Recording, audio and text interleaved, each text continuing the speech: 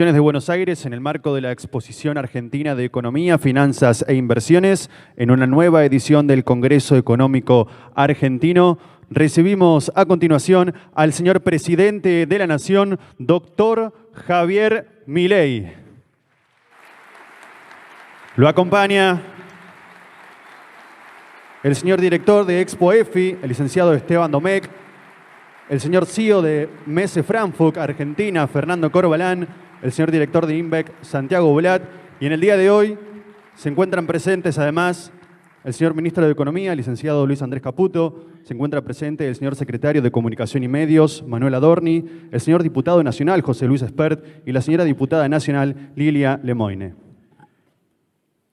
A continuación, escucharemos las palabras del señor Presidente de la Nación, doctor Javier Milei. Buenos días. Muchísimas gracias a las autoridades del Congreso por permitirme esta oportunidad de estar con ustedes. Y la charla de hoy es sobre crecimiento económico. Es decir, es la hora del crecimiento económico. Hemos concluido la etapa de la estabilización. No quiere decir que las cosas están perfectas, pero sí hemos concluido con la estabilización. Concretamente, cuando llegábamos, estábamos al borde de la crisis más grande de la historia argentina. Combinábamos, por un lado, el desequilibrio monetario de la previa al Rodrigazo. De hecho, el money overhang era el doble que el que teníamos en la previa al Rodrigazo. Para los que son más jóvenes, el Rodrigazo ocurrió en 1975, luego de años de controles de precios, déficit fiscal, emisión monetaria, todo tipo de controles. Y un día llegó un señor llamado Celestino Rodrigo y no le quedó otra que liberar, devaluar. Y eso implicó una aceleración de la tasa de inflación de 6 veces. Pasó del 30% al 180%. Y la cantidad de pobres se multiplicó por 5, pasó de 5 a 25. También combinamos en esta herencia que recibimos un desequilibrio en el Banco Central 3 veces peor que lo que había en la previa de la hiperinflación de Alfonsín en el año 1989. Episodio que terminó con una inflación mayorista en orden al 5.000%. Concretamente, nosotros teníamos 4 bases monetarias venciendo en un día. Por lo tanto, ante algún evento complicado, se podría haber quintuplicado la cantidad de dinero en un día, lo cual también era combustible para una hiperinflación. Y como si esto fuera poco, teníamos indicadores sociales peores que los del año 2001. Por lo tanto, teníamos enfrente la peor crisis económica de la historia. Y por eso siempre tengo un gran agradecimiento a todo el equipo de gobierno por el coraje de acompañarme en esta jugada verdaderamente heroica y muy especialmente a quien se sentó en la peor de las sillas eléctricas, el mejor ministro de Economía de toda la historia, Luis Toto Caputo.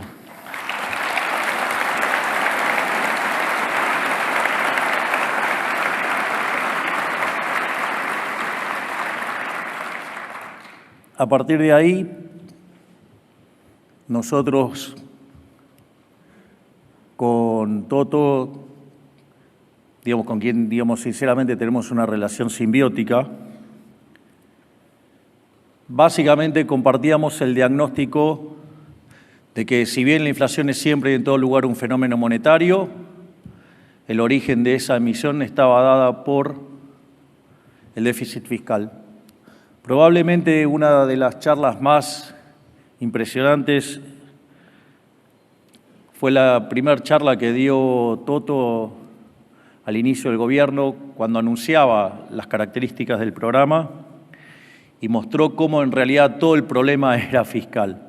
Las regulaciones vienen del problema fiscal. Todas las cuestiones del entramado argentino son fruto de, al no querer corregir la verdadera causa del problema, que es el déficit fiscal, básicamente se ponían parches por otros lados. Es decir, déficit fiscal financiado con emisión monetaria. Entonces generaba inflación. ¿Qué hacían? Controles de precios. Aparecía el desabastecimiento, ley de abastecimiento. Se empezaban a perder reservas, se ponían controles de capitales. Siempre el eje central es el equilibrio fiscal. De hecho, hay un gráfico memorable que usó durante mucho tiempo el profe Espert, presidente de la Comisión de Presupuesto y Hacienda del Congreso, que tanto lucha contra los orcos y que está presente. Gracias, profesor, por estar acá.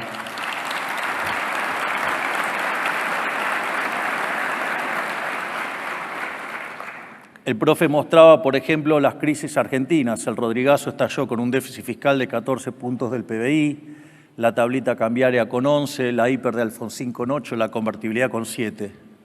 Bueno, nosotros heredamos un déficit fiscal de 15 puntos del PBI, 5 en el Tesoro y 10 en el Banco Central. Y en ese contexto prendimos la motosierra e iniciamos el ajuste fiscal más grande, no solo de la historia argentina, sino de la humanidad. Y mientras que decían que era imposible hacer un ajuste de 1 punto del PBI, nosotros logramos hacer un ajuste fiscal. En rigor, al inicio fueron de 7 puntos del PBI, después se fueron reacomodando las partidas y terminó siendo de 5 puntos del PBI. Y después de 123 años de tener siempre déficit fiscal, fue el primer año que tuvimos equilibrio fiscal en un año y lo logramos en un solo mes.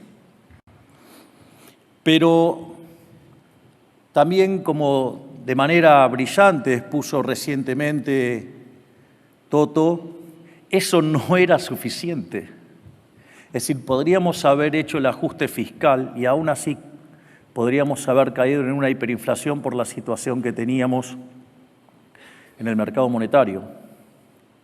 Y ahí es cuando se empezó lo que se llama la etapa 2 del programa, que es cuando se empezó a sanear el balance del Banco Central, y en 6 meses, fruto ahora no solo del trabajo de Toto, sino del enorme trabajo de Santiago Bausili y todo su equipo, en coordinación con Pablo Quirno, lograron que en 6 meses en Argentina desapareciera el déficit cuasi fiscal.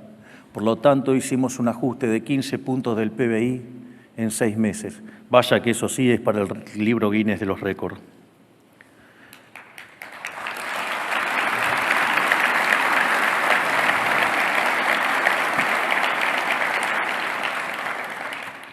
Y a partir de ahí, la tasa de inflación, digamos, yo suelo hablar de la mayorista porque es la que no tenía la contaminación tan fuerte, digamos, del problema de precios relativos como consecuencia de la pisada de precios que hizo el gobierno cavernícola anterior. Y la inflación, que estaba en el 54%, terminó el año en torno al 1%. El último dato de mayorista fue 1,5%, que todavía estaba vigente el crawling peg de 1%, con lo cual, digamos, uno podría decir que es una inflación del 0,5% mensual. Esto significa que la inflación pasó de viajar a niveles del 17.000% anual al 6% anual. Vaya que eso sí es un milagro también. Y eso además se hizo sin expropiaciones, o sea, se evitó una hiperinflación, digamos, que hace que los programas de estabilización sean más simples, digo, porque agarra todo licuado y es se hace más fácil. Nosotros justamente lo que tratamos de evitar fue eso, ya que eso fue lo que nos dejaron plantado para que con toda la maquinaria del peronismo en diciembre ya no estuviéramos más, digamos a fin de diciembre, cuando llegaran las fiestas. Pero no solo eso, sino que además se hizo sin expropiar. Por ejemplo, nosotros no hicimos un plan Bonex. Nosotros todo lo que hicimos de la recomposición del balance del Banco Central fue hecho respetando los derechos de propiedad. No solo eso, sino que además tampoco hubo controles de precios, tampoco se fijó el tipo de cambio, y a pesar de eso, la velocidad a la que bajó la inflación es mucho más rápida que lo que se logró en el caso de la convertibilidad, digamos, cuando ustedes miran en dólares. Pero, claro, cuando empezamos a estabilizar, primero era que no bajábamos la inflación. Y además lo hicimos recomponiendo precios relativos, en un contexto donde las tarifas solamente cubrían 20% del costo, o la aberración que teníamos en el Banco Central de que solamente teníamos, solo de las IRAs teníamos más de 40.000 millones de dólares de deuda, con lo cual estábamos al borde de un colapso comercial externo, un colapso financiero interno, y además se pagaban solamente 15% de las importaciones. Y en ese contexto, primero decían que no íbamos a poder bajar la inflación en los primeros meses del 30 a 20%, después que no la íbamos a poder bajar del 8%, después que no la podíamos bajar del 4%, después que no la podíamos bajar del 2%. Y la realidad es que cuando uno empieza a mirar los datos del último año, digo, lo limpiara del efecto del crawling peg, digamos, era una inflación que estaba viajando al 1,5%. Hay un capítulo especial de lo que pasó en el mes de de marzo, no solo por la cuestión de la estacionalidad, que eso, digamos, de hecho la estimación de González Rosada muestra que ese 3,7 corregido por estacionalidad es 2,6. Pero, digamos, yo no vengo acá a llorar, sino que el problema más grave fue esa estupidez de ley que sacó el imbécil, incapaz, infradotado de Guzmán,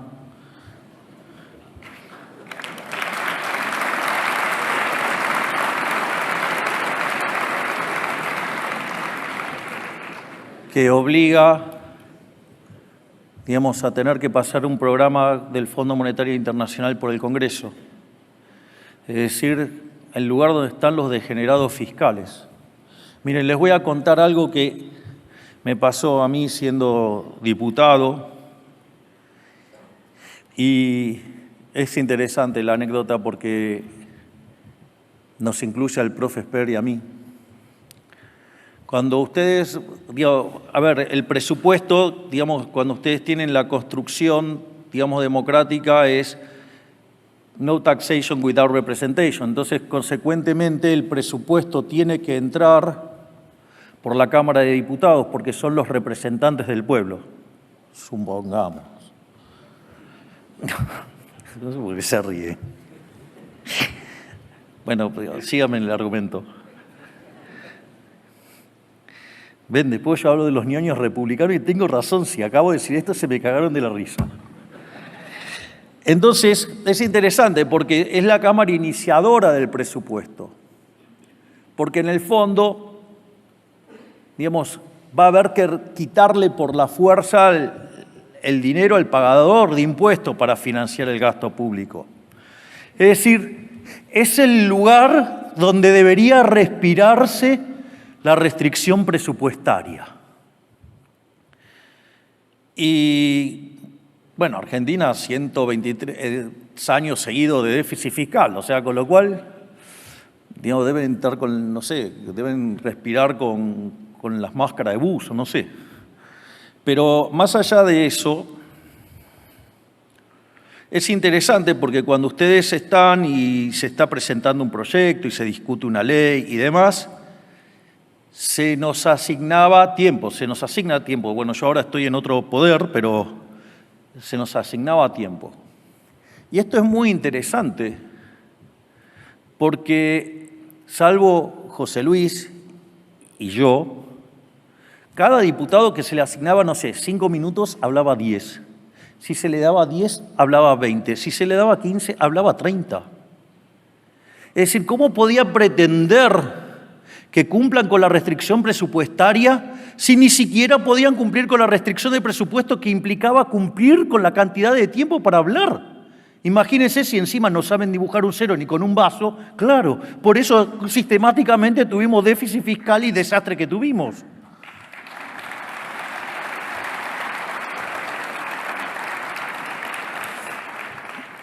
Ahora, una vez, digamos, que empezó a bajar la inflación, entonces, ¿qué nos dijeron? Las bestias con, digamos, genes keynesianos, que nos íbamos a meter en una gran depresión. La verdad que, digamos, ajustes de la mitad del tamaño generaron caídas del PBI de 15%, con lo cual algo para decir tenían, digamos. Digo, tampoco me voy a poner...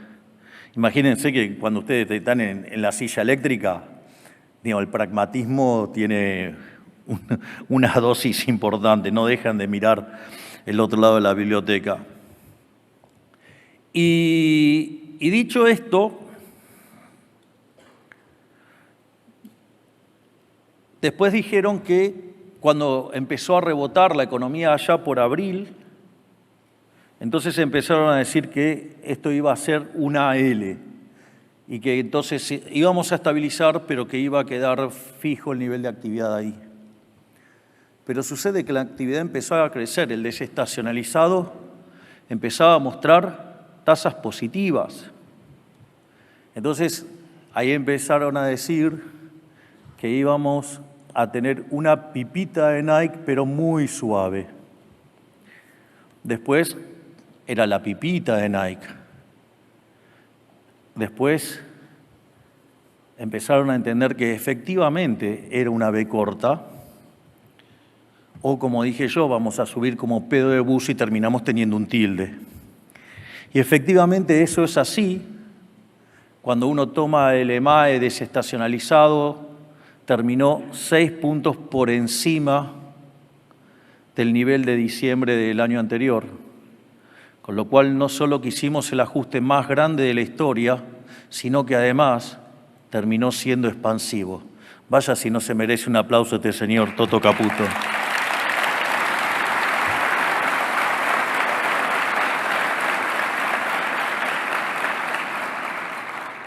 Y después nos empezaron a llorar con la cuestión social, que nosotros no tenemos corazón, qué sé yo, de esas cosas que dicen.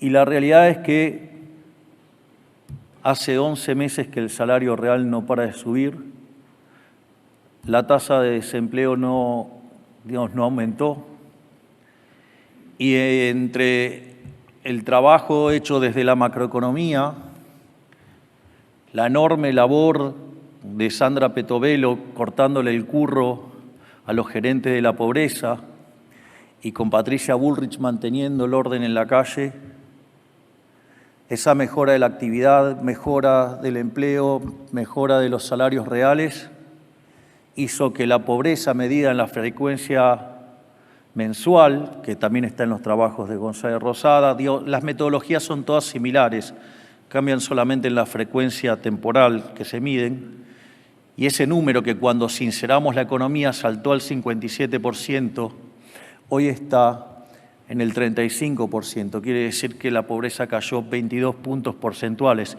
es decir, que los liberales desalmados que no quieren a la gente sacaron de la pobreza a 10 millones de seres humanos, algo que nunca había pasado en la historia argentina con tanta fuerza en tan poco tiempo.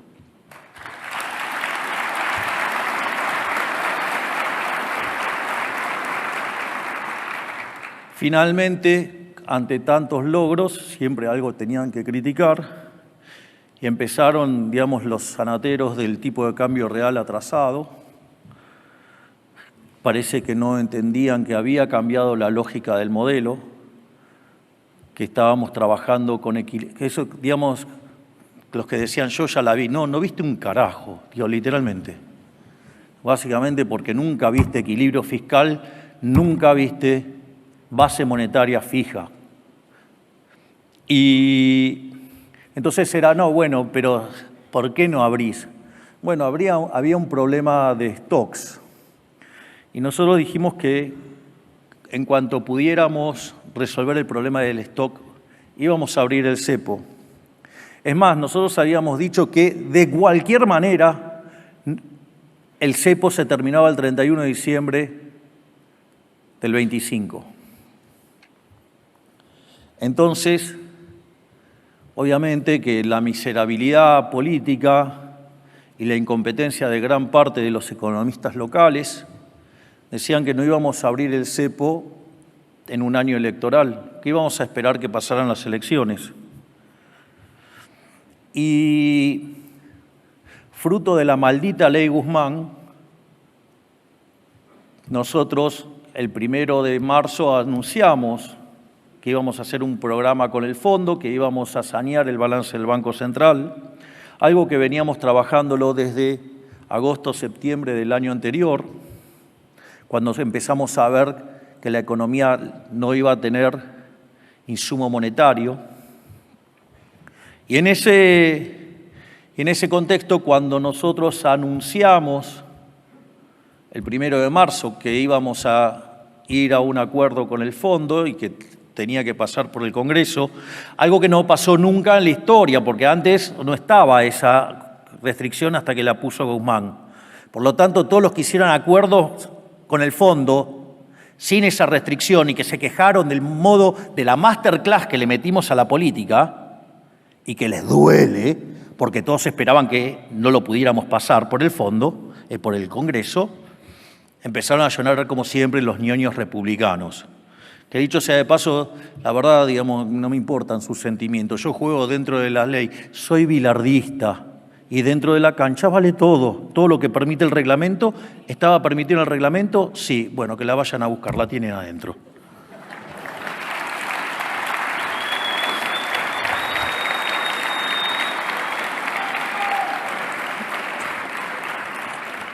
Y entonces empezaron todos los agoreros de que el tipo de cambio atrasado y que esto tenía que volar por las nubes y toda esa montaña de estupideces. Durante marzo y mitad de abril nosotros teníamos un acuerdo de confidencialidad con el fondo y no podíamos hablar. Y mientras que nosotros permanecíamos callados, mientras que las imbéciles de los periodistas decían que no hablábamos porque estábamos asustados, no hablábamos porque no podíamos soltar información. Y eso, digamos, todos los enemigos de los argentinos, porque ya no es un problema de que sean enemigos del gobierno, sino que son los enemigos de los argentinos, los que han lucrado durante los últimos 100 años con este modelo empobrecedor, ya sea los empresarios prebendarios, ya sean los políticos corruptos, ya sean los periodistas ensobrados, ya sean los sindigarcas o sean los profesionales funcionales a este conjunto de hijos de puta que cagaron el país.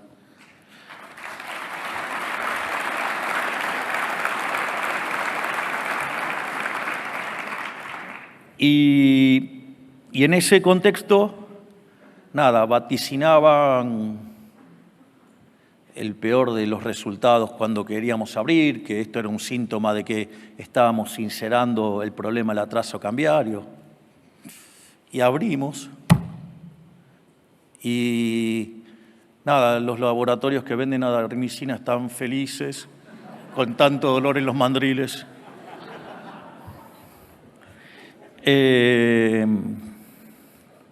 Así es que es increíble. Hay algunos que todavía hablan de atraso cambiario en un contexto donde el tipo de cambio está libre.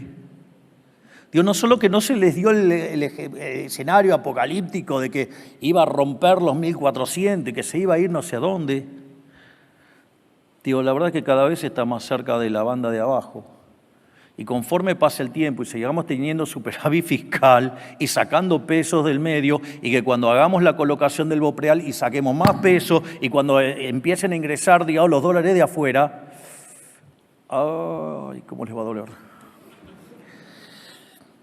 Pero todo esto, digamos, es como que hice catarsis.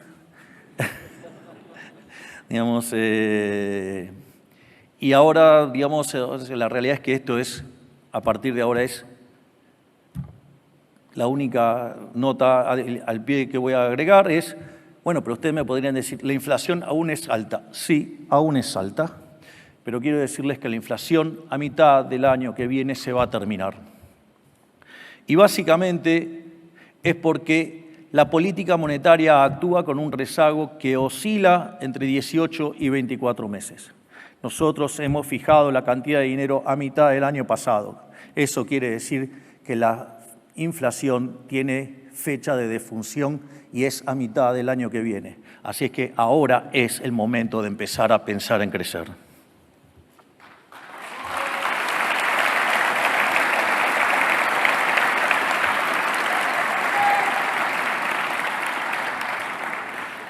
Entonces, antes de empezar a hablar de crecimiento económico, hay dos reflexiones que para la charla, para mí, son muy importantes. Una que tiene que ver con las crisis, que es una frase de Murray Newton Rothbard, el inventor del anarcocapitalismo, porque esto es central. Esto es central. Dice: la crisis no es económica, sino ética. Aunque su manifestación es material, su raíz es espiritual. Estamos inmersos en una filosofía deleznable, filosofía que pone al individuo al servicio del Estado, expuesto a la sombra de la coerción. Esto no es un tema menor.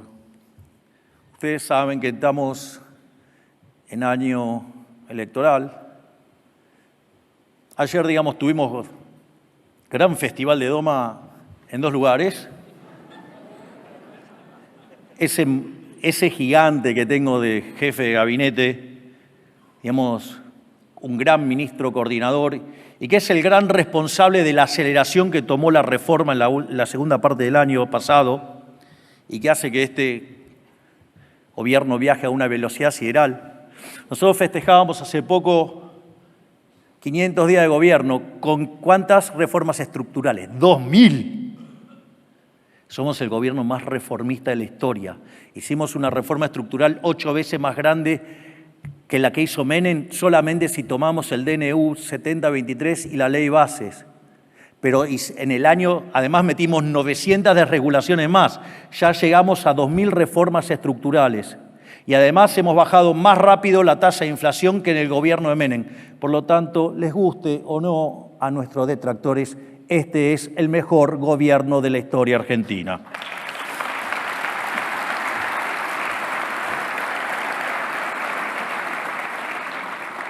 ¿Y por qué cito a Rothbard y la cuestión de por qué la crisis es de índole ética? El mejor ejemplo es el cepo. Ustedes me conocen, hace años, yo soy liberal libertario, digo, y eso no ha cambiado en un ápice. Y en ese sentido, el cepo es una herramienta monstruosa, porque básicamente lo que hace es no permitirles que ustedes elijan en qué quieren ahorrar. Con lo cual no solo tiene efectos negativos sobre el presente, sino que además tiene efectos negativos sobre el futuro. Es decir, produce un daño intertemporal enorme, donde básicamente ustedes, con el cepo, piensen a alguien que en diciembre del 2001 tenía $1.000 y 1.000 pesos. Si se hubiera quedado con 1.000 pesos, hoy tendría $1, si estuviéramos en el piso de la banda, digamos, al cual creemos que en algún momento vamos a llegar, si no tienen un poquito menos. Pero claramente les hubiera ido muy mal. Entonces, en ese contexto, eso genera un gran problema. Genera un gran problema también de descoordinación macroeconómica, porque cuando ustedes fijan un precio generando un exceso de demanda, la contracara es un exceso de oferta en el resto del sistema. O sea, el exceso de demanda de divisas implica un exceso de oferta de bonos, es decir, precio de los bonos bajos y altas tasas de interés, por ende exceso de oferta en el mercado de bienes, por lo tanto la economía no crece, se estanca, digamos. Entonces eso genera un exceso de oferta en el mercado de trabajo, los salarios se destruyen, ustedes tienen más pobres, más indigentes y consecuentemente, digamos, el Estado cree que tiene que intervenir y gastar más, con lo cual es un círculo vicioso. Pero además tiene otra inmoralidad. Ustedes pasan a tener más dinero que el que desean tener, el famoso money overhang. Y eso significa que es un aumento de impuestos donde ustedes están aumentando la base imponible del impuesto inflacionario. Una inmoralidad total, un robo, una estafa. Y la realidad es que nosotros como liberales no podíamos permitirnos eso, pero tampoco podíamos ser tan irresponsables de dejar reventar la cuestión de los stocks. Y en ese contexto, nosotros habíamos hecho la cuenta y la realidad es que con 12.000 millones de dólares podíamos salir. Y entonces yo dije que si conseguía 15.000 millones de dólares iba a abrir. Y ahí empezaron a decir que no íbamos a abrir porque era año electoral, que no nos íbamos a arriesgar, que no íbamos a aceptar pagar el costo de la libertad cambiaria. Y el paquete terminó siendo un paquete de 42.000 millones de dólares. Si les quieren agregar la renovación anticipada del swap de China, digamos, es más todavía.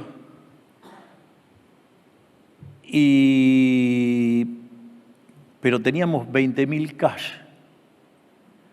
Y a contrasentido de lo que decían los econochantas y los políticos, abrimos el cepo, porque la libertad no se negocia. Conseguimos el stock, saneamos el Banco Central y abrimos, porque la política en este gobierno se guía por la ética, se guía por los valores morales, y eso indefectiblemente va a generar una Argentina mejor.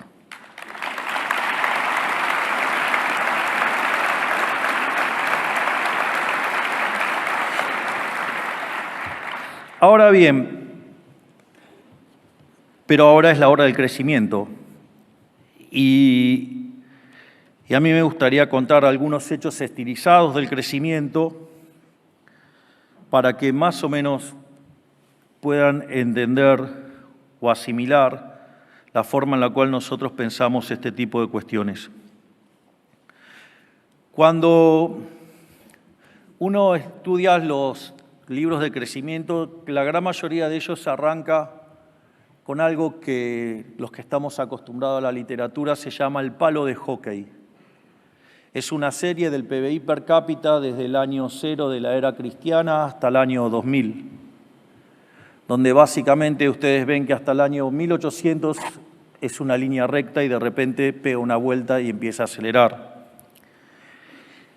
De hecho, si lo quieren fraccionar, el PBI, digamos, en todo ese periodo se multiplicó per cápita, ¿no? Por 13,8 veces. Sin embargo, en el lapso que va del año 1 al 1800, solo subió 50%, es decir, se multiplicó por 1,5, y eso todo se concentró después del descubrimiento de América. Mientras que ustedes cuando miran lo que ocurrió entre el año 1800 y el año 2000, se multiplicó por 9,2 veces. Es decir, estamos viviendo un momento que es el mejor momento de la historia de la humanidad. Yo no sé dónde los zurdos ven que esto es el fin del capitalismo. Verdaderamente estos pibes, digamos, usan una que es buenísima. Tuviste bien ayer, Manuel, digamos, cuando le dijiste que te insulte un zurdo y que te diga ñoqui es un elogio. Y, digamos, y cuando dijiste que ni lo querías escuchar al otro zurdo, la verdad que...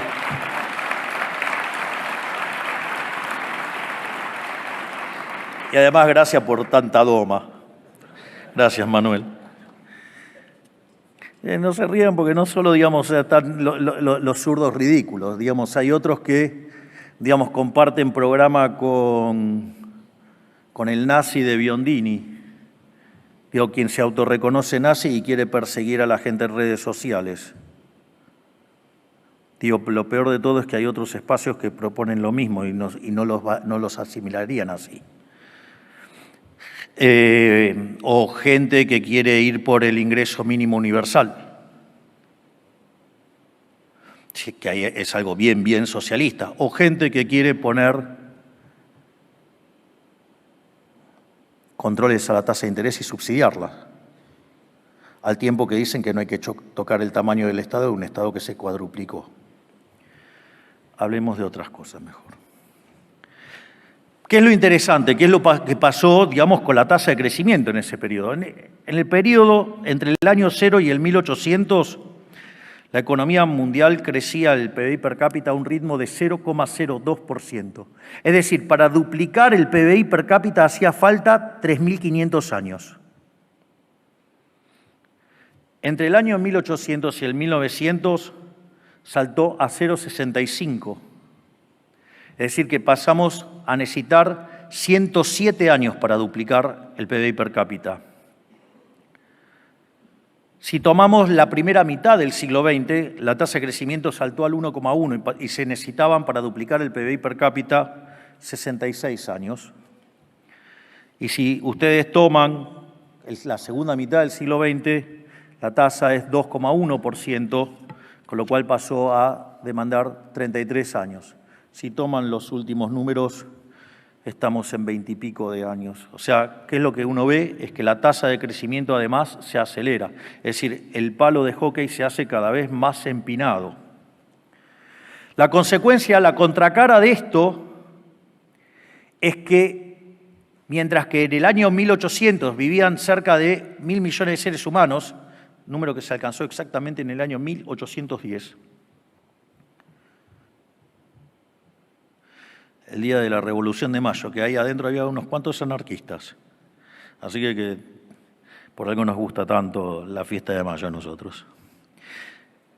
El 95% de la población vivía en condiciones de pobreza extrema, es decir, con menos de $1 diario. Si ustedes miraban los datos en el 2020, antes, digamos, del desastre de la pandemia, ese número había caído a 5%. Y es más, ese número, digamos, o sea, se está corriendo todo el tiempo la línea para que justamente, digamos, ir modificando el número porque, digo, ya se ha vuelto casi irrelevante.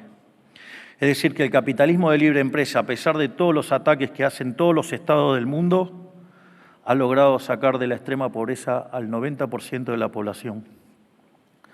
Ahora, frente a semejante evidencia, para aquellos que están, digamos, familiarizados con los microfundamentos, lo que van a ver es que ese comportamiento de la producción, y si ustedes lo van tomando en términos de población que va aumentando, eso significa que hay lo que se llaman rendimientos crecientes. Es decir, por cada unidad de trabajo que suben, la producción sube más que proporcionalmente. Y, digamos, y ahí hay un problema, es que la teoría económica no se lleva bien con el tema de los rendimientos crecientes. Y eso es algo que es muy importante entender a la lógica de cómo nosotros pensamos los problemas de crecimiento económico. Yo no los voy a estar fastidiando con toda la historia de la teoría del crecimiento económico. Voy a trabajar con modelos muy básicos que ustedes pueden acceder y los conocen. Pero si uno piensa en la teoría moderna del crecimiento económico, en el enfoque neoclásico, el primer artículo en esa familia es el de Solow y en paralelo el de Trevor Swan, que se conoce como modelo Solow-Swan, y que en el año 57 Robert Solow fue y lo testeó. Básicamente el problema es que ese modelo explicó solamente el 15%.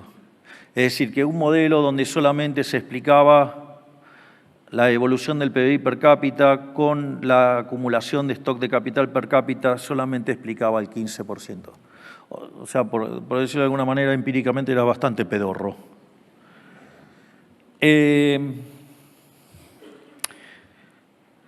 Obviamente que se intentó distintas formas de arreglar este problema, pero una de las críticas más interesantes que aparecieron fue la crítica del director del Departamento de Economía de Chicago de ese momento, que era George Stigler. Le dijo, tu problema es que no incorporaste el capital humano. En ese sentido, ahí nacen dos líneas de capital humano adentro de la Universidad de Chicago. Una es la línea de microeconomía, que es la que desarrolló Gary Becker, y la otra, muy importante, debería ser para todos nosotros, es la línea en términos de crecimiento económico que desarrolló Hirofumi Usawa y que fue el tutor de, sin dudas, uno de los más grandes economistas de la historia de Argentina, que fue Miguel Sidrausky. Sin embargo, cuando la profesión decidió tomar un camino, decidió no ir por ese lado y decidió ir por la idea de poner el progreso tecnológico de manera exógena. Entonces, digamos, todo el crecimiento dentro del modelo estaba explicado a dedo. O sea, con lo cual, digamos, eso no es un modelo. Y esta relación oscurantista encontró la luz allá por el año 1983, cuando Paul Romer, en su tesis doctoral, desarrolla el primer modelo de crecimiento endógeno basado en capital humano, cuyo tutor de tesis era Robert Lucas, quien, digamos, básicamente andaba atrás de los trabajos de Usawa, y así es que aparece la teoría del crecimiento endógeno y donde la hipótesis con el capital humano, digamos, toma una mayor relevancia. Se inicia un muy fuerte debate durante todo lo que es la parte tardía de los 80s y durante todos los 90 hasta el año 2000. Y en todo ese debate, Gregory Mankiw, David Romer, no Paul Romer, David Romer y David Weil proceden a testear empíricamente ese modelo. Ese modelo hace que cuando incorporan el capital humano, el modelo en lugar de explicar 15% salta a explicar 85%, es decir, 70 puntos porcentuales de la explicación del crecimiento económico es el capital humano. Por lo tanto, una de las cosas muy relevantes dentro de nuestra política es el capital humano, a punto tal que no es que lo estoy diciendo ahora porque ahora llegó el momento de crecer. Es tan así que hoy nosotros somos admirados en el mundo y anda recorriendo el mundo explicando el caso argentino Sandra Petovelo por el Ministerio de Capital Humano. Es decir, nosotros ya la veíamos el día que llegamos.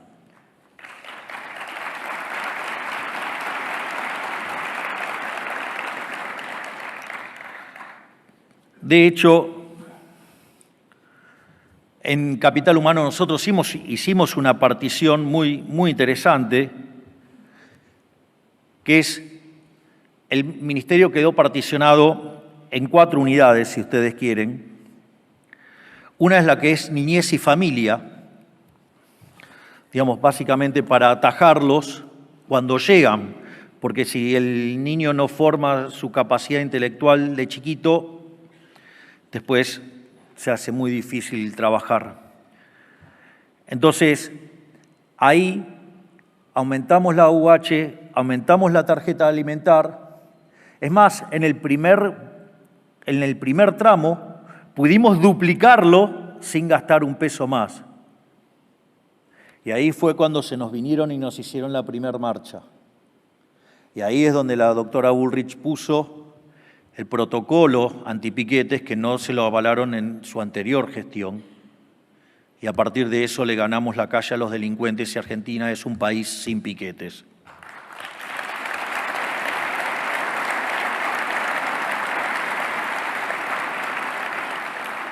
El otro área es la salud, porque ustedes sí los pueden alimentar, pero si la gente se enferma, tampoco puede estudiar. Entonces, hay que asegurar el capital humano de primera generación.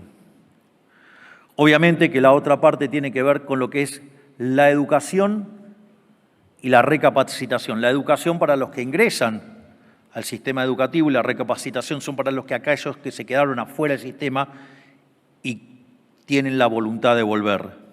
Y ese área está ligado con el trabajo. Y ahí, digamos, ingresa toda la cuestión de la flexibilización laboral. Hay una parte en el decreto 7023. Seguimos avanzando en hacer reformas en el mercado de trabajo para dar más flexibilización y lograr que ese 40% que esté en el plano informal pase al plano formal, y una vez que el mercado laboral tiene el formato que corresponde, recién ahí se puede empezar a pensar la solución del problema previsional. Lo demás es demagogia. Por otra parte, también lanzamos un nuevo plan de alfabetización, pero entonces el tema del capital humano nosotros lo estamos atacando desde el primer día. Otro tema que para nosotros es extremadamente importante es el tema de la libertad económica.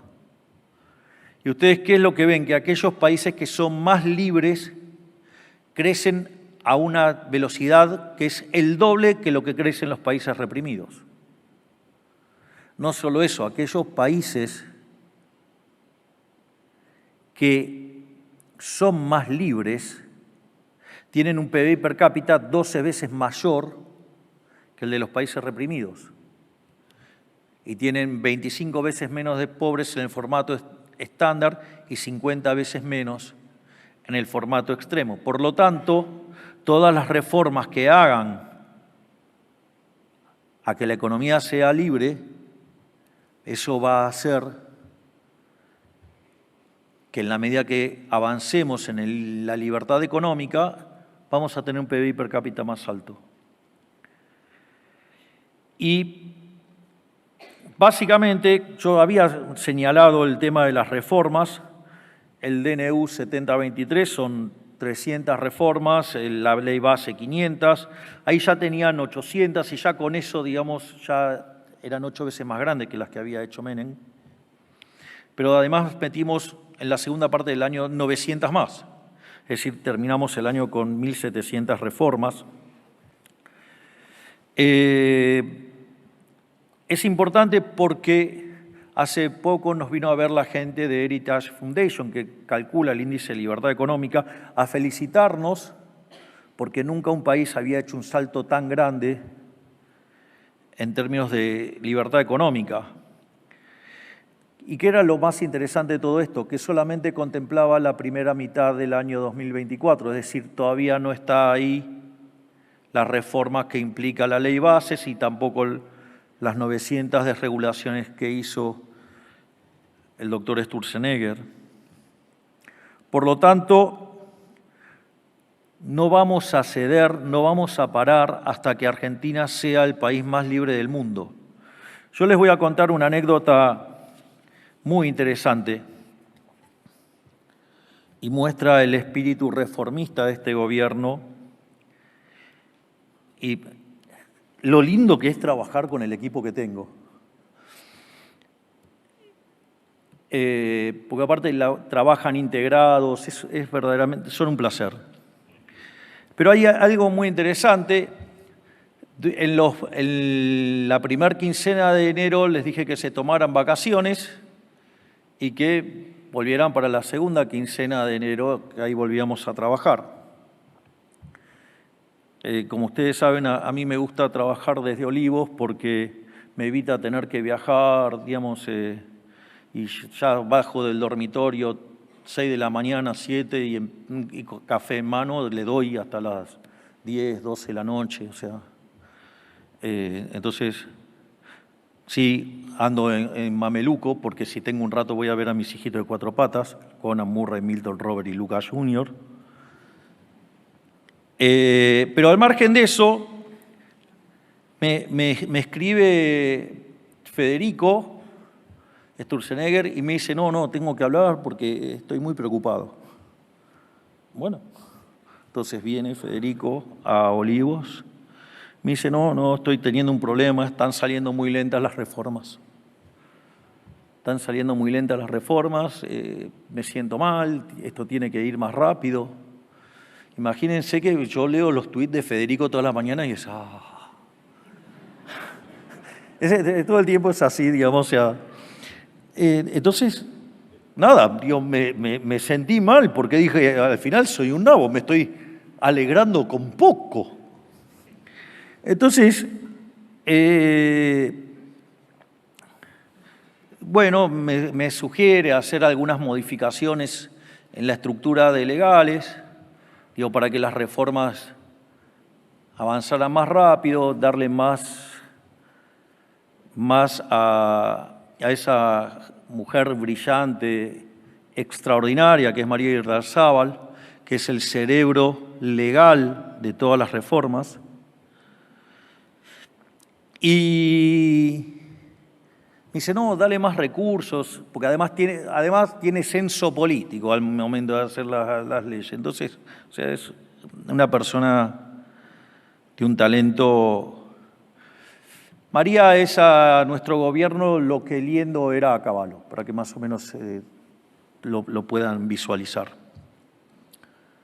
Entonces, nada, empiezo a mirar todo. Ahora agarro y pido un raconto de lo que estábamos haciendo.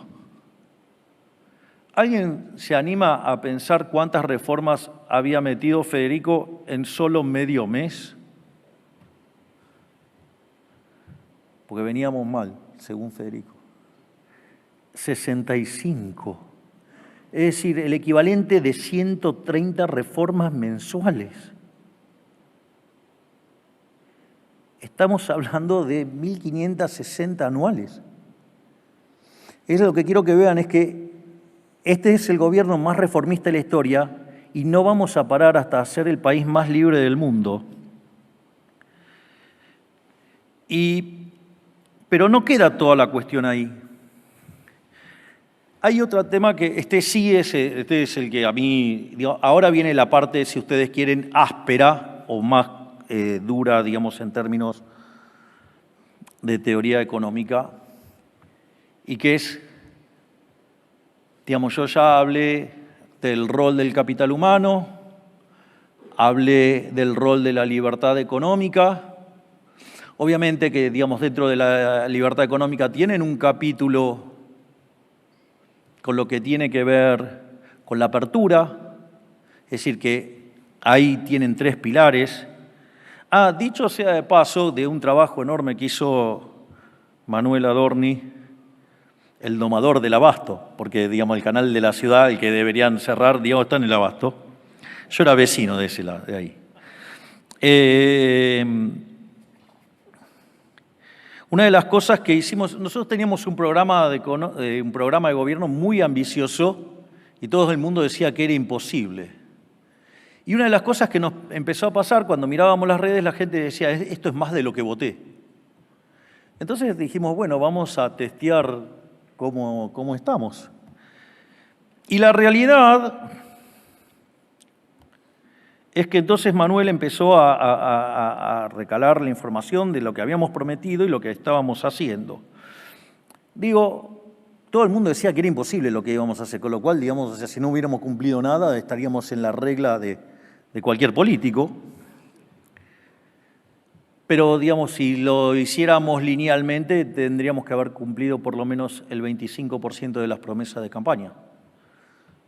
Bueno, el año lo terminamos cumpliendo el 97% de las promesas de campaña y como ya abrimos el cepo y hay competencia de monedas, ya hicimos todo lo que habíamos prometido.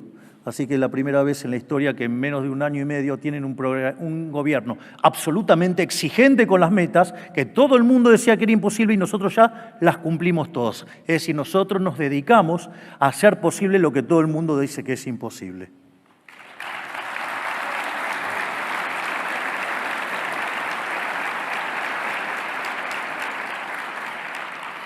Y ahora sí voy a ir a el core central del crecimiento, que es la parte no tan tradicional y que es con la que nos estamos paseando por todo el mundo y explicándole a todo el mundo el core del crecimiento argentino. Básicamente hay algunos indicios de esto en mi reciente libro que se llama Capitalismo, Socialismo y la Trampa Neoclásica, y es el tema del rol de los rendimientos crecientes, digamos. Pero para entender el problema de los rendimientos crecientes hay que entender la naturaleza de la economía neoclásica. Ahora, si yo miro los rendimientos crecientes, que, digamos, para los que saben de equilibrio general, la literatura llama como no convexidades, estructuras de mercado concentrada, en el límite hasta monopolios. En ese contexto, según la teoría neoclásica, las estructuras concentradas o monopolios son malas. ¿Y alguien me puede explicar por qué si en los últimos 250 años pasamos de la pobreza extrema del 95% al 5% en un mundo donde multiplicó por casi 10 veces la población? ¿Alguien me puede explicar por qué eso es malo? Hoy un ciudadano medio de un país razonable vive mejor que lo que vivía cualquier emperador. ¿Alguien me puede explicar por qué eso es malo? Digo, ¿por qué los economistas somos tan arrogantes que cuando el modelo no mapea con la realidad lo llamamos fallo de mercado? No es un fallo de mercado, es un problema del modelo que es una porquería.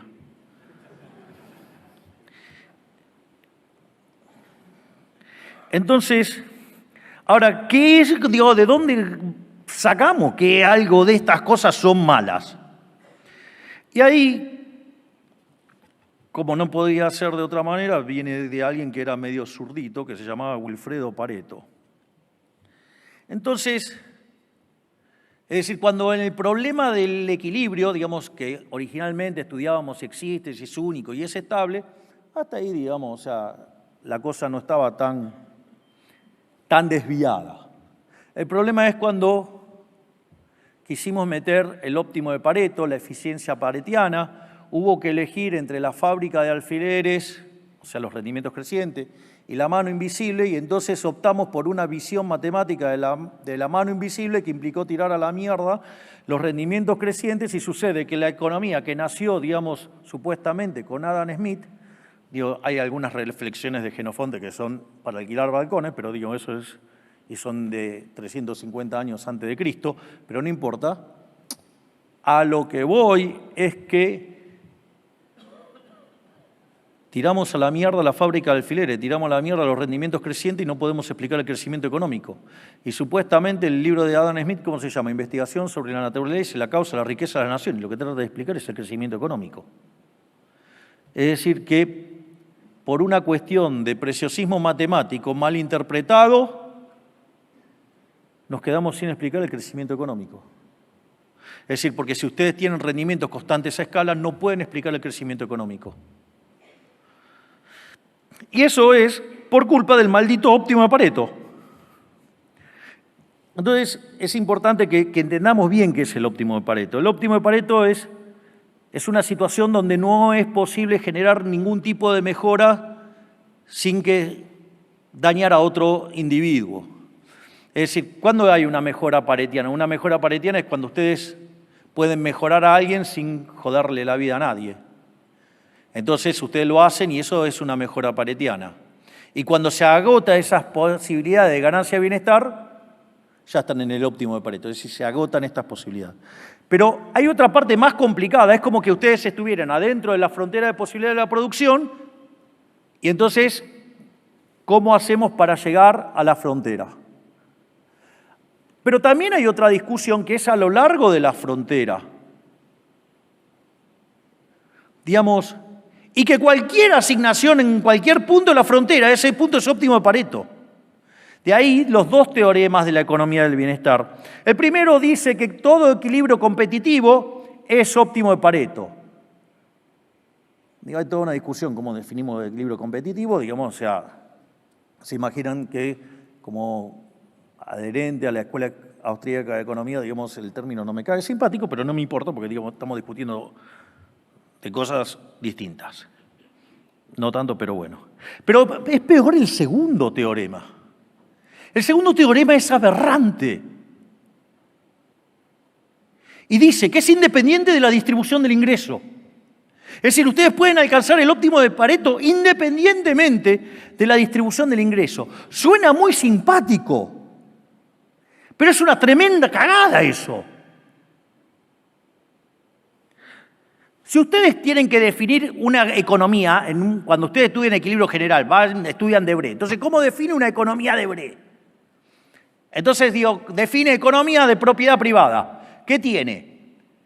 Dice E igual, abre llave, tiene U, o sea, la función de utilidad, la preferencia, T, digamos, para reflejar la tecnología, tiene OM, digamos, para representar las dotaciones iniciales, y pi igual a 1. Es decir, que los beneficios quedan todos en el sector privado. Según esto, es independiente de la distribución. Y entonces, por el teorema el segundo teorema de bienestar, yo puedo sacar pi a la mierda. Total, me da lo mismo. Y me quedo solo con las preferencias, con la tecnología y con las dotaciones. ¿Ustedes se dan cuenta de la pelotudez que estoy diciendo? Nadie se da cuenta, nadie se pone de pie y dice, la reputa madre que te parió, zurdo de mierda. Es decir, ustedes me van a decir que es lo mismo vivir bajo capitalismo que vivir en el socialismo real. Les cuento que en el año 89 el muro se cayó y fue un fracaso en lo económico, en lo social, en lo cultural. Mataron a 150 millones de tipos. No da lo mismo. Está mal. Es falso. ¿Por qué? Porque el socialismo es imposible. El segundo teorema del bienestar es una mierda, está mal. Básicamente, ¿por qué es imposible el socialismo? Bueno, por una cosa simple, digo, sin propiedad privada no hay cálculo económico. Ustedes intercambian bienes y en el momento que intercambiaron los bienes, supongamos que hay dinero, después podemos discutir qué es dinero. ¿Eso qué hace? Marca un precio.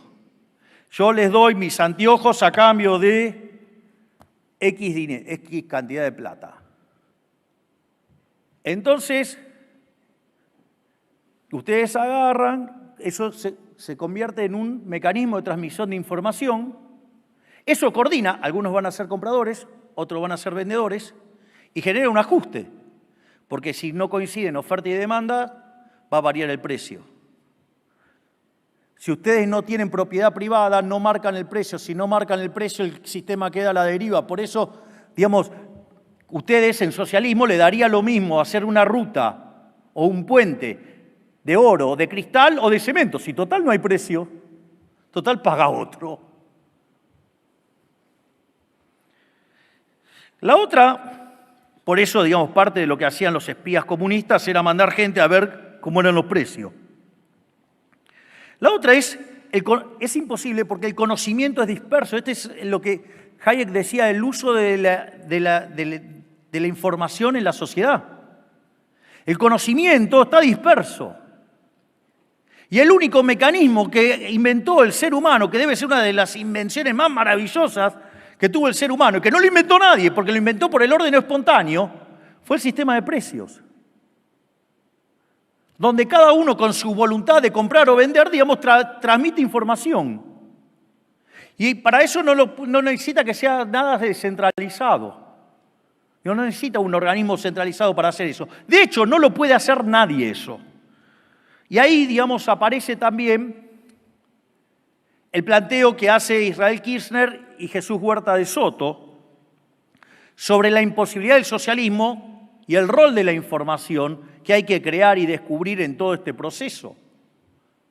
Si yo tengo una empresa A que produce un determinado bien y tiene desperdicio, bueno, se quiere sacar el desperdicio de encima, va a tener que pagar para sacarse el desperdicio de encima.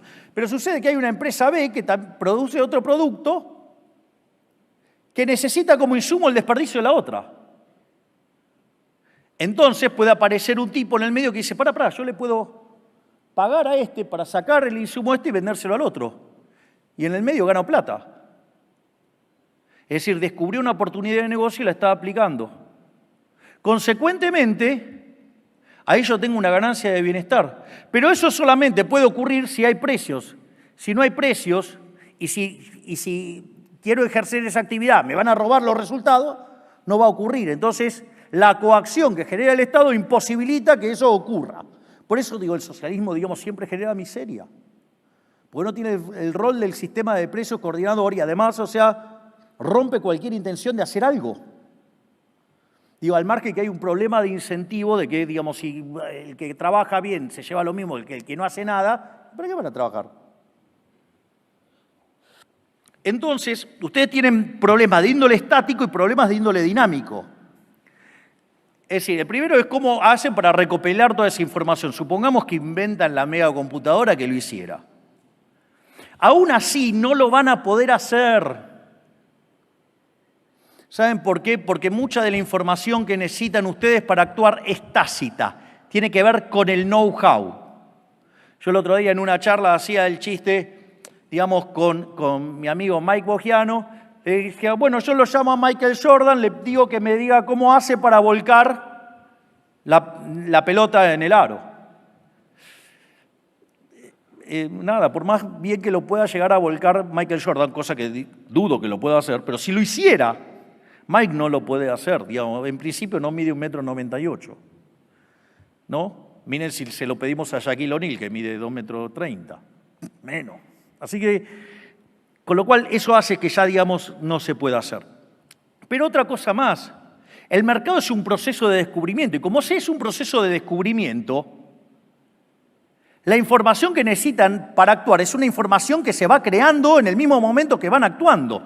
Sin embargo, esa información nunca puede llegar en tiempo y forma al órgano, digamos, de control que necesita esa información para resolver el problema de la asignación. Por lo tanto, digamos, nunca va a llegar en tiempo y forma. Y cuando la información llega y toma decisiones, son siempre equivocadas. Solo de casualidad podría funcionar.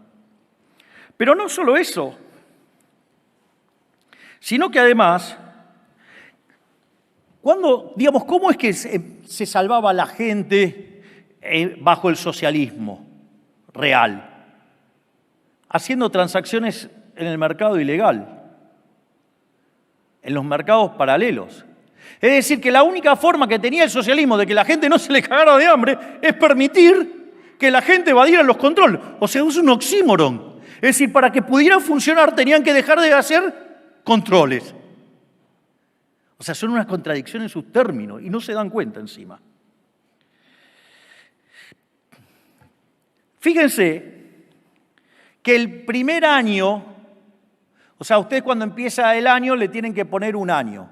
Por ejemplo, este año es el año de la reconstrucción. Pero el año pasado, ¿cómo le pusimos?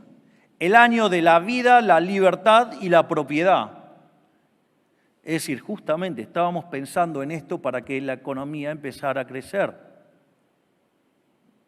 De ahí que he repetido hasta el cansancio la definición del liberalismo de Alberto Benejas Lynch, hijo.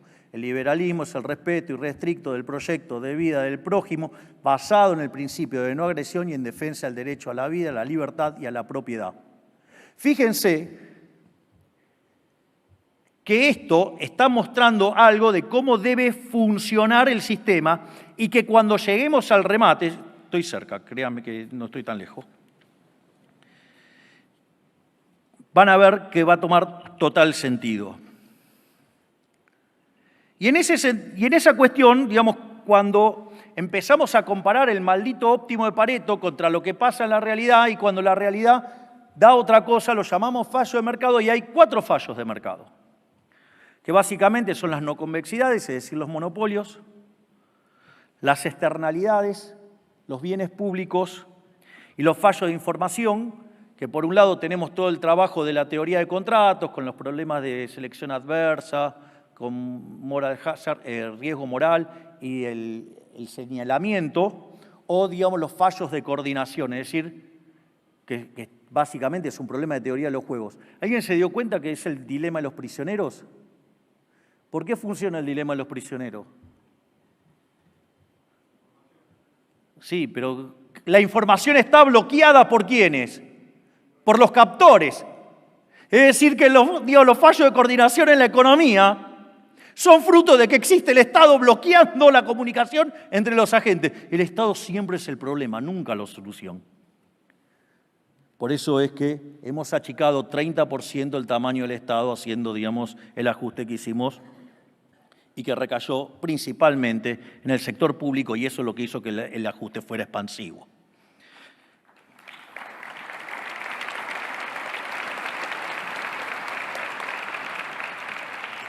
Pero no voy a entrar en cada una de las discusiones de los problemas de las no convexidades, de los mal llamados fallos de mercado. Voy a quedarme con el tema de las no convexidades y con el tema del progreso técnico. Lo primero que les va a pasar con el maldito óptimo de Pareto es que no pueden explicar el crecimiento económico. No pueden explicar el progreso tecnológico. Vamos y nos ponemos en esta situación. Nos paramos a finales del siglo XIX y había un conjunto de personas felices produciendo velas. Entonces llegó un señor llamado Thomas Alva Edison e inventó la lamparita. ¿Cómo se imaginan que estaban los productores de vela? Casi tan dolidos como los mandriles. Pero tenían algo peor, no sé si tenían adermicina. Dicho esto,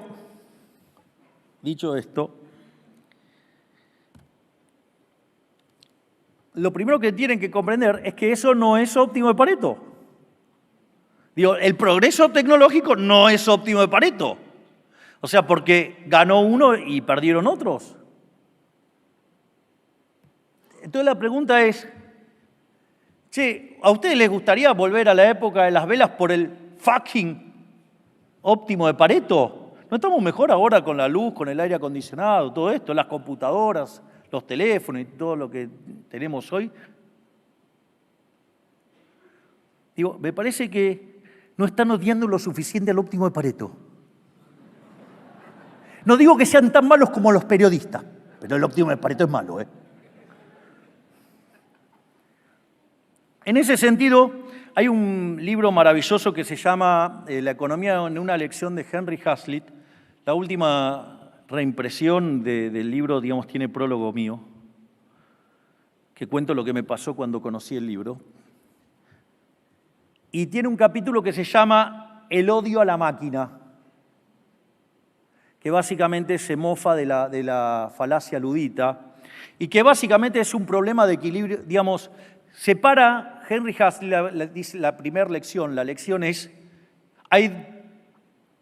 ¿cuál es la diferencia entre el buen economista y el mal economista? El mal economista es el tipo que solamente mira el equilibrio parcial, que solamente mira un mercado y no mira las consecuencias que esto tiene sobre otros mercados y los impactos en el futuro.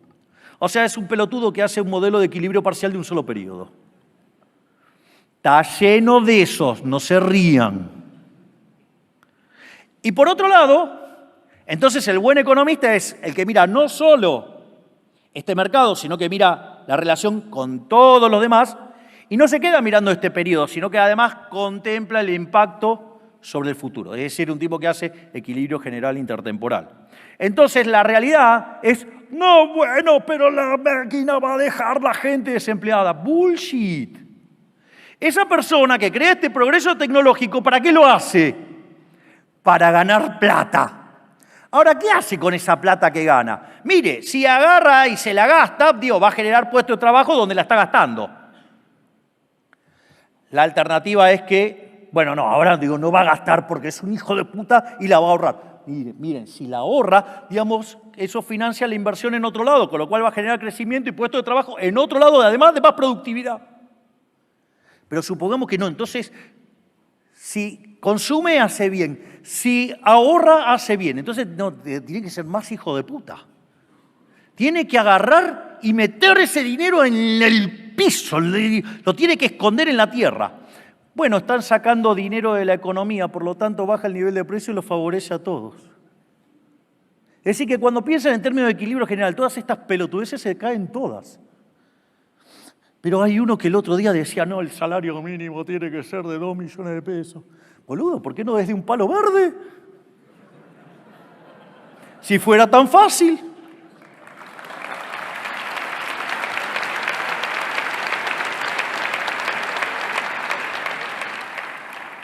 Entonces, pero la economía entonces trató de ver cómo carajo arreglaba este problema.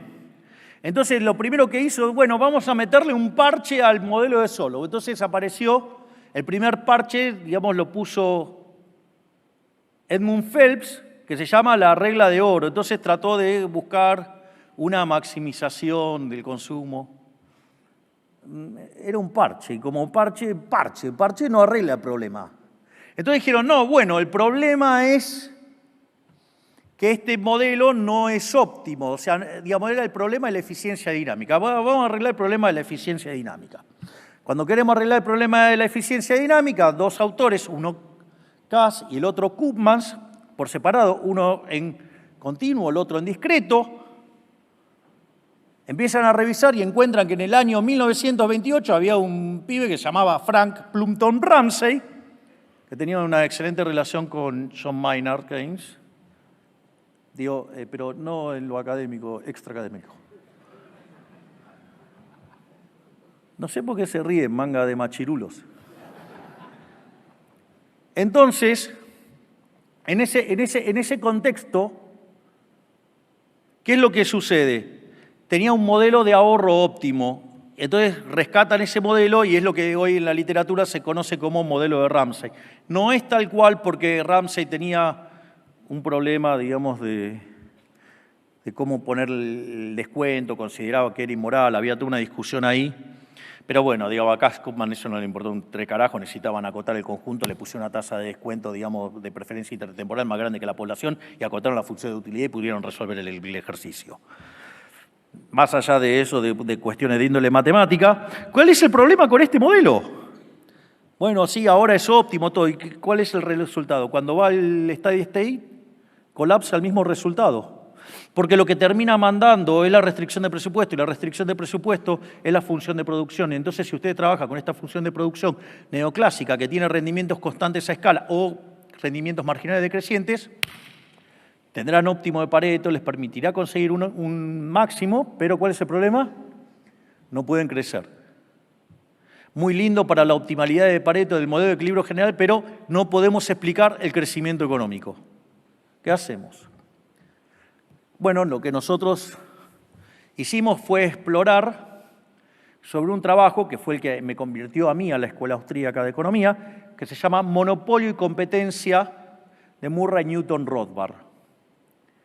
Y donde básicamente lo que dice, los monopolios no son malos, salvo que sean monopolios acorde a la definición original de Lord Coke, que decía que monopolio es cuando el monarca se ocupaba de que dentro de ese lugar solamente vendía a un tipo solo y si no lo hacía lo ejecutaba al que quería competir. Afortunadamente las costumbres han cambiado en el tiempo. Y hoy ustedes podrían tener una empresa, el mercado de celulares, 10 empresas distintas, y aparece una y hace un celular de mejor precio, con mejor calidad. ¿Qué creen que va a pasar con las 9 restantes? Van a quebrar. Y ustedes dirían que ese tipo es un mal tipo, es malo, porque es monopolio. ¿Por qué no se enojan con los 9 que quebraron? No con el este. Este tipo es un héroe, es un benefactor social. Porque ahora ustedes pueden tener un celular de mejor calidad o mejor precio y encima esa plata que se ahorran se la pueden gastar en otros bienes.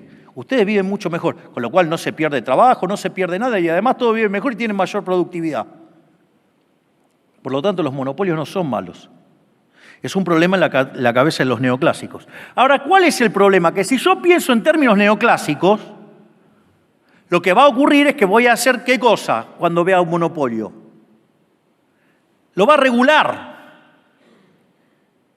Y cuando ustedes lo regulen, lo van a regular para que, seguramente por base de capital, o si le quieren poner, digamos, el price cap, digamos, siempre termina colapsando, que lo tienen que hacer mapear con la base de capital, con lo cual terminan regulando por base de capital. ¿Qué quiere decir esto? Que es una regla de costo medio. Y si ustedes el costo medio tiene fondo plano o coincide, digamos, con el marginal, consecuentemente, eso les da un resultado que es, acorde a la literatura, óptimo de Pareto.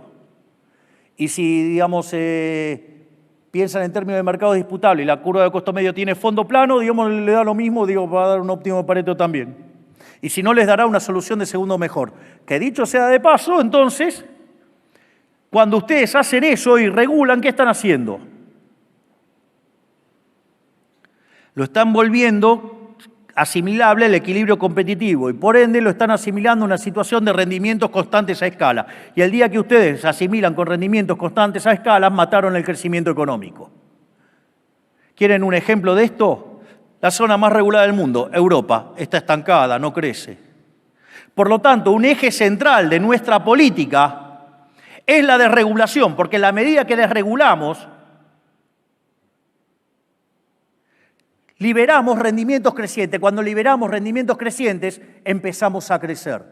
Y esa es la tarea que está llevando a cabo Federico Sturzenegger y que está siendo admirada por todo el mundo y motivo por el cual Kristalina Georgieva lo incorporó como asesor del Fondo Monetario Internacional para avanzar en todas estas cosas y que es una política que está inspirando a todo el mundo. Con lo cual, digamos, o sea, gracias a Toto y gracias a Federico, cuando termine mi mandato voy a poder vivir tranquilo de dar conferencias.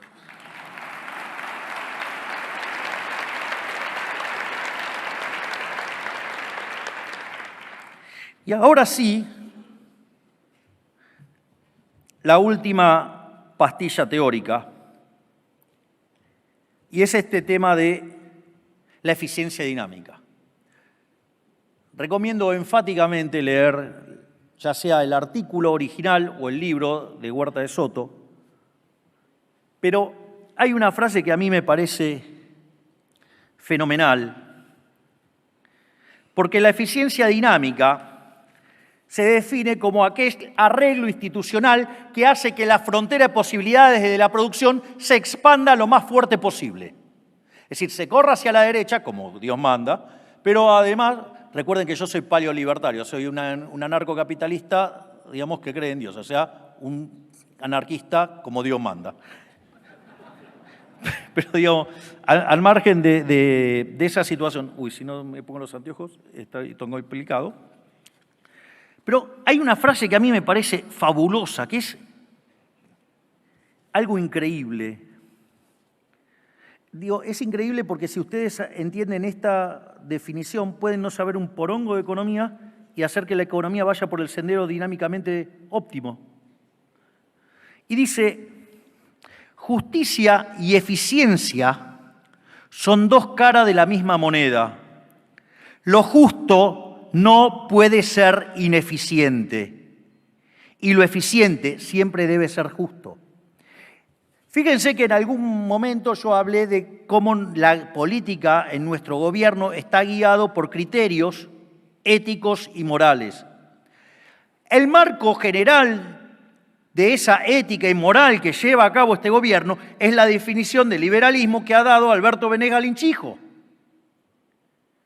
Por lo tanto, yo puedo meter a la economía en el sendero dinámicamente óptimo sin saber nada de economía, solo con hacer lo justo, porque lo justo es eficiente. Es decir, y el único sistema que cumple con estas características es el sistema, el capitalismo de libre mercado. Hay un libro hermoso que se llama Creatividad, Capitalismo y Justicia Distributiva, de un autor que se llama Israel Kirzner, con Z, no con CH, por favor. Y una de las cosas que plantea Israel Kirchner es una cosa verdaderamente deslumbrante. Dice, el sistema capitalista se lo tacha de ser injusto. Y dice, ¿saben qué? Si el sistema es injusto, no vale la pena defenderlo. No me importa que sea más productivo, no me importa que sea más eficiente. Si es injusto, no puede ser defendido. Es un gigante de pies de barro y por ende no merece ser defendido. Si yo estoy defendiendo estas ideas con tanto ímpetu es porque el libro avanza y utilizando el principio de apropiación de Locke y la idea de Hayek del mercado como proceso de descubrimiento, más todo lo que les hablé antes de empresarialidad, toda esa conjunción demuestra que el único sistema que es justo es el capitalismo de libre empresa. Remarco, capitalismo de libre empresa, no de empresarios prebendarios y amigotes del poder. Por lo tanto, volvemos a la frase de Rothbard. La crisis es un problema de índole ético. Digamos, si nosotros traemos 100 años de decadencia moral, es obvio que este país se iba a hacer pelota. Y lo único que podía sacarnos de todo esto es una revolución que no es solamente económica, sino que es esencialmente y sobre todas las cosas una revolución moral. Y por eso estamos saliendo, porque hemos levantado nuevamente los valores de Occidente y por eso estamos creciendo y vamos a convertirnos en una potencia mundial de acá a 30 años.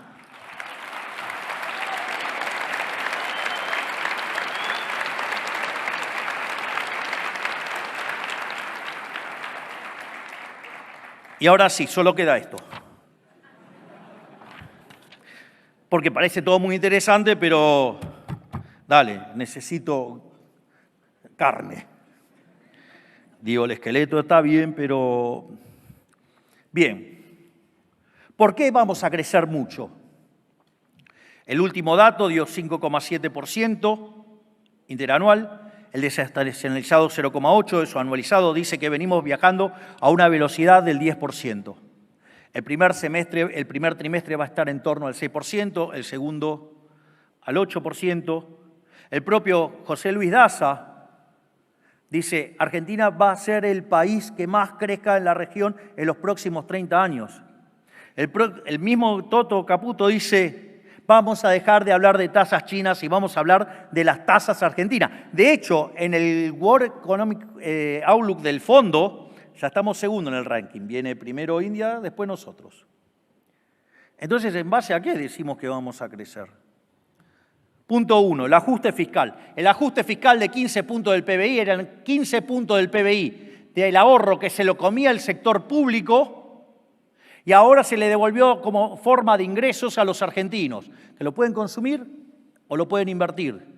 Eso, quieran o no, digamos, va a generar mayor expansión. Cuanto ustedes más ahorren, más invierte y más se crece. El segundo punto, que no es menor, es el tema del déficit cero. El déficit cero significa que ustedes no toman nueva deuda. No, rolear deuda no es tomar nueva deuda, por favor, porque, digamos, si aparece algún kirchnerista con un coeficiente intelectual debajo del de un primate, ya no está tomando deuda. Entonces es como que a veces la discusión con esa gente es complicada. Bueno, ayer, digamos, tuviste que lidiar con Santongo. Bueno, pero siente vergüenza de ser kirchnerista. Qué bien lo invocaste ahí, Manu.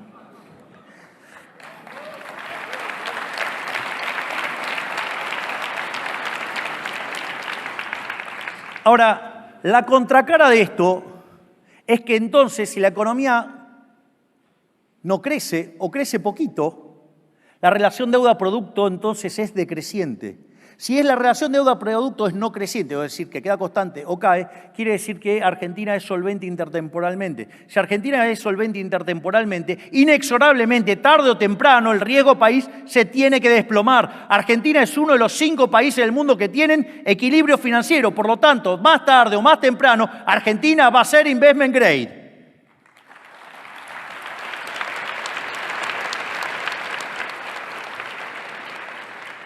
hago una aclaración, digamos, porque veo tantas falencias en temas de economía internacional monetaria, de gente que se preocupa por la acumulación de reserva cuando hay tipo de cambio flexible.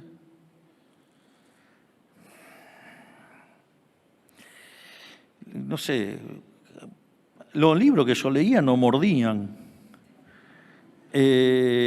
Aparte recapitalizamos el Banco Central, vamos a salir a los mercados porque el riesgo país ya está debajo de 700. Además tenemos un put que nos puso, digamos, el gobierno americano. Tío, pueden buscar fantasmas de verdad.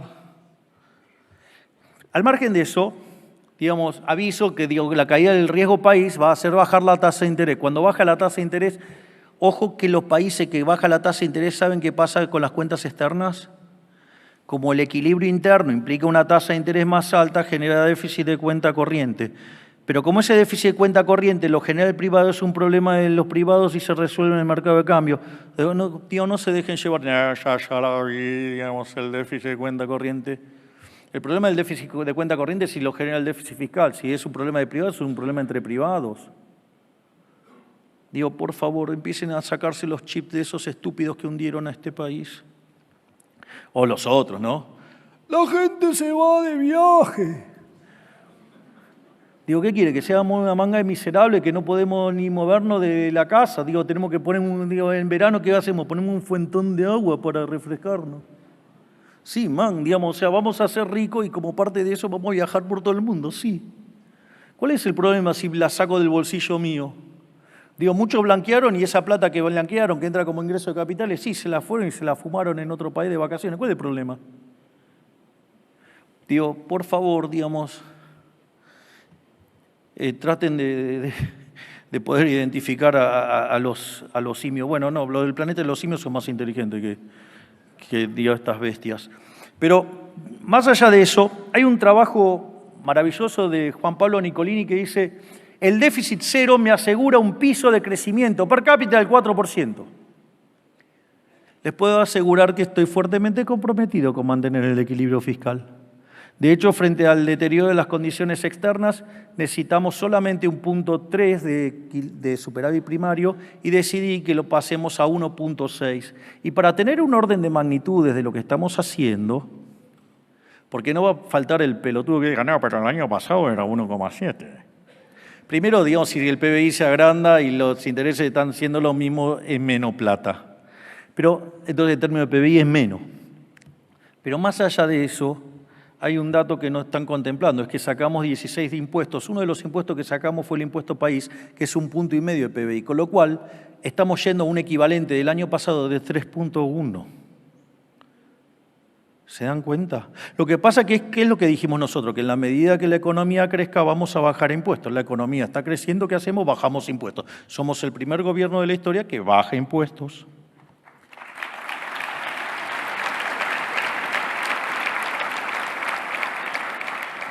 Pero como dice el profesor Juan Pablo Nicolini, ese trabajo que ellos hicieron solamente contempla el equilibrio fiscal.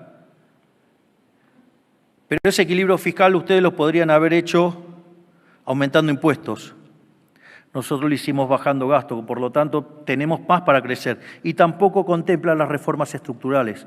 Con lo cual, vuelvo a repetirlo, lo voy a decir en latín, la economía argentina va a subir como pedo de buzo.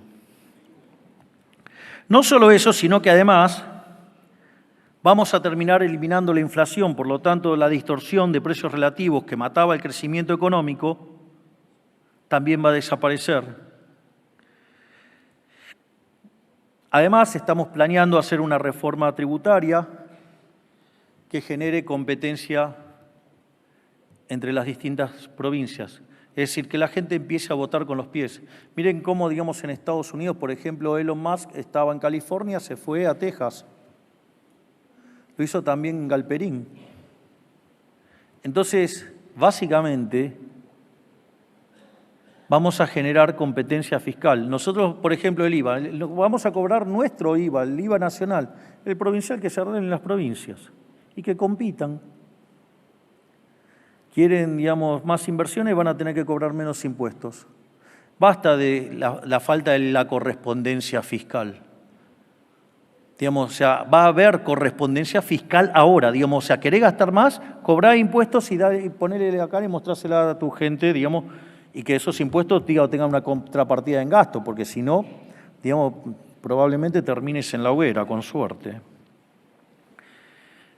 Entonces, y a todo esto le sumamos lo que estamos haciendo en capital humano, la desregulación hasta que nos vamos a convertir en el país más libre del mundo y además un incremento de la apertura económica. Consecuentemente, estimados, bienvenidos a la nueva Argentina, porque estamos haciendo Argentina grande nuevamente. Que Dios los bendiga, que las fuerzas del cielo nos acompañen y ¡viva la libertad, carajo! De esta manera despedimos al señor presidente de la Nación y le pedimos a los presentes que mantengan sus lugares para continuar con las actividades programadas en esta nueva edición del Congreso Económico Argentino. Muchas gracias.